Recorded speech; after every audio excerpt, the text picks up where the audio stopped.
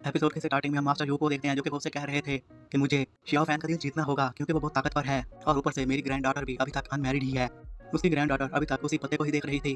फिर वो Shao fan को यही कहता है कि तुम्हारी लैंग्वेज तो लग रहा है कि तुम तो यही चूजू के रहने वाले हो। शाओ फैन उसे बताता है कि मैं सेज हुई कंपनी का रहने वाला हूँ। मैं तो यहाँ पर स्टडी करने के लिए आया हूँ। मैं वहाँ पर पूरे 17 ईयर तक रहा था। मास्टर वो कहते हैं कि मैंने तो खैर इसके बारे में कभी नहीं सुना। और फिर वो उसे ये भी कहता है कि तुम आखिर यहाँ पर आए हो तो तुम्हारा मास्टर भी तुम्हारे साथ ही होगा, वो कहाँ है। शाओ फैन उसे कहता है कि आखिर मैं से क्या जवाब दूं। और वो उसे ये कह देता है कि वो अब इस प्लेनेट पर नहीं है। शाओ फैन उसे ये कहता है कि ह्यूमंस एज को नहीं रोक सकते। जल्द बूढ़े होकर मैं भी उन लोगों की तरह मर जाऊंगा और अपने मास्टर से जाकर मिलूंगा। वो भी उन्हें देख रहा था तो तभी वो खांसने लग जाता है। तो इस पर उसकी ग्रैंड डॉटर ने कह दिया है कि क्या आप ठीक हैं। उनके तरीकों को देखने के बाद शाओ फैन ने अंदाजा लगा लिया था कि इन्हें कौन सी बीमारी है। तो इस पर वो बूढ़ा आदमी से कहता है कि ओह, तो तुम्हें पता चल गया कि मुझे कौन सी बीमारी है। वो की ग्रैंड डॉटर उसे बताती है कि मेरे ग्रैंड पा एक बार में गए थे। इन्होंने इनर स्ट्रेंथ के लिए पिल ली थी लेकिन उस वक्त वो बिल्कुल भी रेडी नहीं थे, जिसकी वजह से इनकी हालत खराब हो गई और इन्हें उस वक्त एड भी नहीं मिल पाई, जिसकी वजह से अब ये इंटरनली डैमेज हैं। वो शाओ फैन को ये भी कहती है कि तुम दाव से हो तो तुम्हें पता भी होगा कि इन कौन सी बीमारी है और उसका इलाज कैसे किया जा सकता है। और वो हाथ जोड़कर उसे यही कहती है कि मॉडर्न मेडिसिन तो इसका इलाज नहीं कर पा रही, क्या तुम्हारे पास कोई इलाज है। और मैं तुम्हें ये भी बताती चलूँ कि हमारी यहाँ पर अच्छी खासी जान पहचान है। अगर तुम हमारी हेल्प करोगे तो इसके बदले में हम भी तुम्हारी हेल्प कर सकते हैं।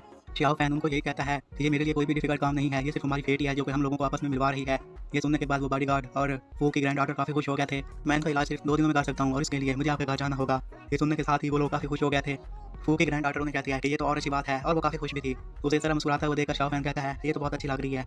अब वो गाड़ी में बैठ गया था। जैसे वो लोग घर जा रहे थे तो रास्ते में शाओ फैन को ये कहता रहता है कि ये बूढ़ा आदमी वैसे तो जेंटल है लेकिन उसके इर्द गिर्द हवा से ऐसा लग रहा है कि वो आर्मी में रहा था और उनके हालात से देखकर ये लग रहा है कि वो आर्मी में एक बहुत बड़ी पोजीशन पर था। मैं तो आर्मी वालों की इज्जत करता हूँ क्योंकि वो अपने मुल्क की हिफाजत करते हैं। वो बात इसी के बारे में सोचते जा रहा था तो तभी उनका घर आ जाता है। शियाओ उतरने के बाद उसे कहता है कि तुम 2 दिन के बाद लेक साइड पर मुझे लेने के लिए आ जाना, तब तक मैं कोई ना कोई इलाज ढूंढ लूंगा और मुझे यहाँ पर उतारने के लिए थैंक्स। वो बॉडीगार्ड उसे कहता है कि हम अपने नंबर एक्सचेंज कर लेते हैं, कभी तुम्हें हेल्प की जरूरत हो तो मुझे फ़ोन करना। इसके बाद वो वहाँ से चला जाता है। शाओ फैन अब जा रहा था, उसे ये कह रहा था कि मुझे मॉडर्न मेडिसिन के बारे में ज़्यादा नहीं पता। घर जाने के बाद वो अपनी पावर का इस्तेमाल करके वहाँ पर एक फार्मेशन बनाता है और कहता है कि मुझे रिफाइंड पिल्स के बारे में तो इन्फॉर्मेशन है और वो उसी की हेल्प लेने वाला था। उस फार्मेशन में खड़ा होने के बाद वो कहता है कि मेरी फाउंडेशन ओपन हो जाओ। तो तभी वो फार्मेशन चमकने लग गई थी क्योंकि उसमें से अब एनर्जी निकलने लग जाती है। अब इस फार्मेशन का इस्तेमाल करने की वजह से उसके पास एक पिल आ चुकी थी और वो पिल किसी को भी हिल कर सकती थी जो कि कमजोर हो या बूढ़ा हो, और इसकी वजह से वो उस बूढ़े आदमी की भी हेल्प करने वाला था। इसके बाद वो बैठा था तो कहता है कि अब हमारे राब्ते हो रहे हैं तो क्यों ना मैं इसके बदले उसे कुछ और गिफ्ट भी दूं। वो इसी के बारे में सोच रहा था तो तभी उसे आंट टैंक का फोन आ जाता है। तो इस बार आंट टैंक उसे बताती है कि मुझे आपकी हेल्प चाहिए। रैन रैन अपनी फ्रेंड के साथ किसी पार्टी में जाना चाहती है तो क्या तुम उसके साथ चलोगे, क्योंकि मैं चाहती हूँ कि कोई उसके साथ हो जो उसका ख्याल रखे। वैसे भी वहाँ पर ज़्यादा टाइम नहीं लगेगा। शियाओ फैन उन्हें कहता है कि ओके ठीक है, आप मुझे एड्रेस सेंड कर दें। तो इस पर आंट टैंक उसे एड्रेस सेंड कर देती है। शियाओ फैन को तो ये कहता है कि ये तो मैं सिर्फ आंट टैंक के लिए कर रहा हूँ। दूसरी तरफ हम देखते हैं कि रैन रैन अपनी फ्रेंड्स के साथ बैठी हुई थी। जब उसे ये बात मालूम होती है कि शाओ फैन उसके साथ पार्टी में जा रहा है तो वो उसको लेकर काफ़ी शॉक थी। और उनकी फ्रेंड उसे कहती है कि तुम्हारे फेस को क्या हुआ, आज तो मेरी बर्थडे है ना, तो इतना सैड क्यों हो। इस पर रैन रैन उसे बताती है कि मेरी मॉम जैन को यहाँ पर भेज रही है और वो मुझे बिल्कुल भी नहीं पसंद। रैन रैन की दोस्त कहती है ये वही है ना तुम्हारी मॉम की फ्रेंड का बेटा जिससे तुम्हारी मॉम शादी करवाना चाहती है।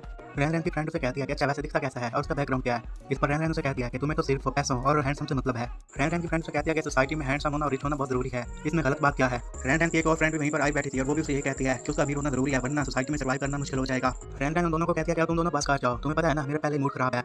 तो तभी ऊपर से चैन पे आ गया था। इस पर रैन रैन की फ्रेंड उसे कहती है तुम जरूर चैन होगे। मैंग मैंग उसे कहती है कि तुम्हें पता है हमारे कैंपस में कितने लड़के इसके पीछे पड़े हुए हैं। इस पर रैन रैन मैंग को कहती है कि तुम अपना मुंह बंद करो। चैन उनको कहता है कि मैं तो यहाँ पर सिर्फ उसके साथ डिनर करने आया हुआ हूँ, वो भी आंट को कहने पर। मुझे रैन रैन में कोई दिलचस्पी नहीं है। फिर वो रैन रैन की फ्रेंड शो की तरफ देखता है और कहता है कि मैं तो सिर्फ इसके देखना चाहता हूँ, मेरी पिछली लाइफ में ये ट्रेजिकली मारी गई थी। शो से कहती है कि तुम मेरी तरफ ऐसा क्यों देख रहे हो, क्या तुम मुझे जानते हो। चैन से कहता है कि नहीं नहीं, असल में मेरी फैमिली का बैकग्राउंड फॉर्च्यून टेलर के बारे में है तो मैं भी उन्हीं में से एक हूँ। मैं तुमसे पहली बार मिल रहा हूँ, इसके बावजूद मैं जानता हूँ कि तुम एक आर्ट की स्टूडेंट हो और इसके बाद तुम यैनजिंग कॉलेज को ज्वाइन करोगी। शो कहती है कि इसके बारे में कैसे पता कि मैं यैनजिंग कॉलेज जाऊँगी। मैंग मैंग शो को कहती है कि तुम एक सेलिब्रिटी हो तो इसलिए हर कोई तुम्हारे बारे में जानता है। फिर वो चैन को कहती है कि अगर तुम लड़की का दिल जीतना चाहते हो तो ये तरीका ठीक नहीं है। रैन रैन वहीं पर बैठी ये सब कुछ देख रही थी और वो खुद से ये कहती है कि मुझे नहीं लगा था कि ये इतना चिमड़ाऊ निकलेगा। शो को से ये कहती है कि ये सब कुछ कैसे जानता है, मैंने रात को इसके बारे में अपने मॉम एंड डैड से बात की थी, इसके बारे में कुछ तो अजीब बात जरूर है। तभी मैंग कहती है कि वो देखो यंग आ गया। उसे देखने के बाद चैन कहता है कि मेरी प्रीवियस लाइफ में ये मेरे स्कूल में सबसे बड़ा दुश्मन था और लड़कियों के सामने हमेशा शो ऑफ करता रहता था। फिर यंग भी शैन को देखता है और मैंग से पूछता है कि ये कौन है। उसे बताता है कि मैं यहाँ का स्टूडेंट हूँ, अगर तुम यहाँ पर आए हो तो इसका मतलब है कि तुम्हारा बैकग्राउंड बहुत ही हाई होगा। उसके दिन में यही था कि जब इसे पता चला कि मेरा बैकग्राउंड इतना बुरा है तो ये शॉक हो जाएगा। तो तभी चैन से अपना नाम बताता है। यंग कहता है कि अच्छा तो तुम में नर्व्स हैं, स्कूल में देखेंगे कि क्या होता है। शो ये सब कुछ देखते हुए कहती है कि ये अच्छी बात नहीं है, अगर यंग ने चाहा तो वो चैन की अच्छी खासी पिटवाई करवा सकता है। वो जब शैन को देखते हैं तो वो मुस्कुरा रहा था, इस पर कहते हैं कितना अजीब आदमी है। तभी गैंग उन लोगों को कहता है कि हम क्रो के जाएंगे और मुझे नहीं लगता कि हम जल्द फ्री हो पाएंगे। आज हम बहुत इंजॉय करने वाले हैं। मैंग गैंग को बताती है कि मैंने सुना है कि नया क्रो पे ओपन हुआ है। तो इस पर गैंग उसे कहता है कि ठीक है फिर हम वहीं चलेंगे। चैन को तो ये कहता है कि ये तो पूरा दिन बिजी रहेंगे, मैंने तो जाकर फू का इलाज भी करना है, मेरे पास ज़्यादा टाइम नहीं है। तो तभी गैंग उसे बताता है कि मैं तुम्हें बताना भूल गया, हमारे पास ऑलरेडी गाड़ी फुल है, तुम टैक्स लेकर आ जाना। चैन उसे कहता है कि मैं जानता हूँ कि तुम्हारे पास सीट्स पड़ी हुई हैं, लेकिन तुम सिर्फ बस मेरे साथ मैच क्रिएट करना चाहते हो। तभी शू गाड़ी में जब मुंह बाहर निकालती है और चैन को कहती है कि तुम मेरे साथ बैठ सकते हो। रैन रैन ये सुनने के बाद शू को कहती है कि तुम क्या कर रही हो। इसके बाद मैंग कहती है कि इसे थोड़ा किसी पर मर्सी दिखाना आता है, चलो ठीक है तुम पीछे बैठ जाओ। चैन अब गाड़ी में बैठ चुका था और वो तो ये कहता है कि ये अभी कहीं हल्टेड है जैसा कि मेरी पिछली लाइफ में थी। गैंग अब उन लोगों को कहता है कि चलो चलते हैं और इस तरह वो लोग क्रो के पहुंच गए थे।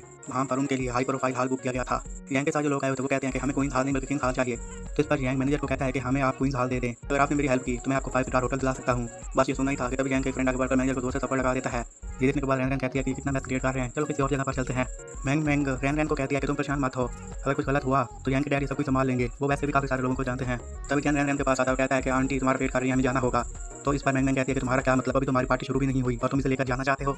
गैंग चैन को ये कहता है कि तुम इसे कहीं नहीं लेकर जा सकते, ये रैन रैन ही डिसाइड करेगी कि उसे क्या करना है।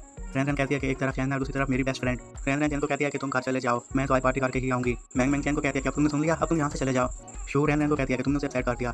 तो इस पर रैन रैन कहती है कि अगर मैं उसके साथ चली जाती तो इस तरह मैंग और गैंग मुझसे अपसेट हो जाते। चैन कहता है कि ये कितनी बिगड़ी हुई लड़की है। तो तभी आवाज आती है कि कोई वहाँ पर आ रहा है। तो तभी एक बॉडीगार्ड आता है और बड़ा हटा था। तो पूछता है कि किस मैनेजर पर हाथ उठाया। तो इस पर एक लड़का बताता है कि मैंने उठाया था। वो बॉडीगार्ड कहता है कि चलो हमारे साथ चलो, हमारे बॉस तुम्हें देखना चाहते हैं। वो लड़का चिल्लाते हुए कहता है कि तुम ये क्या कर रहे हो, तुम जानते हो कि मैं कौन हूँ। गैंग भी उन्हें कहता है कि क्यों ना हम इसके बारे में बात करें। वो बॉडीगार्ड कहता है कि तुमने यहाँ पर मैच क्रिएट किया, इसलिए बॉस तुम्हें देखना चाहते हैं, तुम भी हमारे साथ चलो। तो इस पर वो कहता है कि मैं तुम्हारे साथ चलता हूँ, लेकिन तुम मेरे दोस्त को छोड़ दो। गैंग के फ्रेंड कहते हैं कि हम अभी क्या करना चाहिए। तो इस पर उसका दोस्त भी कहता है कि कोई बात नहीं, हम जाता है। रैन रैन भी सब कुछ देखकर हैरान करी थी। तो अभी मैंने उसे कहती है कि तुम परेशान मत हो, गैंग के डैड के काफी कॉन्टैक्ट्स हैं, तो वो बच जाएगा। चैन भी उसे ये कहता है कि मैं भी देखना चाहता हूँ कि सिचुएशन को ये कैसे हैंडल करता है। वो बॉडीगार्ड गैंग को एक जगह पर लेकर जाता है, वहाँ पर किंग्स हॉल को बुक करने वाला बंदा बैठा हुआ था। तो इस पर गैंग उसे कहता है कि मुझे आपका किंग्स हॉल चाहिए। ये सुनने के साथ ही वो बंदा गैंग को कहता है कि आखिर तुम हो कौन, और इसके साथ ये एपिसोड यहीं पर खत्म हो जाता है।